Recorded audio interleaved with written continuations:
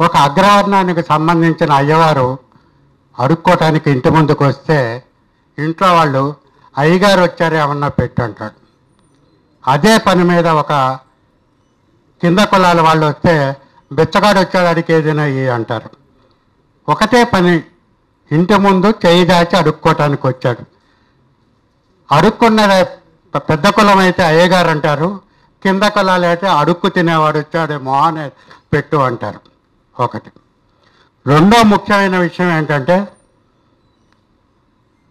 ఈ దేశంలో ఎంత బలహీనంగా అయినా ఒక కమ్యూనిస్టు భావజాలం ఉంది కాబట్టే 1980 నుంచి అయినా కనీసం మన తెలుగు రాష్ట్రాలకు సంబంధించి దళిత పోరాటాల ఉవ్వెత్తున చెలరేగటం జరిగింది.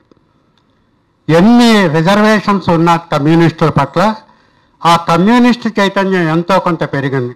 అదే సమయంలో దళితులకు అన్యాయం చేస్తున్నది క్షమించాలి, ఎవరంటే అగ్రవర్ణాలకు మించి దళిత నాయకత్వం చాలా ద్రోహం చేస్తుంది. ఏ దళిత నాయకుడినైనా చేయండి, ఒక్కో నాయకుడు అధికారంలోకి వచ్చినప్పుడు ఆ సంకలో కర్రలాగా మారిపోతున్నారు తప్పితే విడిగా వచ్చే దళితుల కోసం నిలబడి ఉండటం లేదు.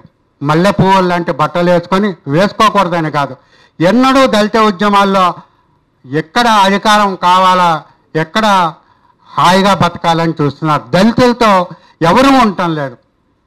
అందుకని దళితులు తమని ఎవరూ ఉద్ధరించరు, తమను ఉద్ధరించడానికి తమకు తామే కంకణం కట్టుకొని ఉద్యమాలు చేయాలి.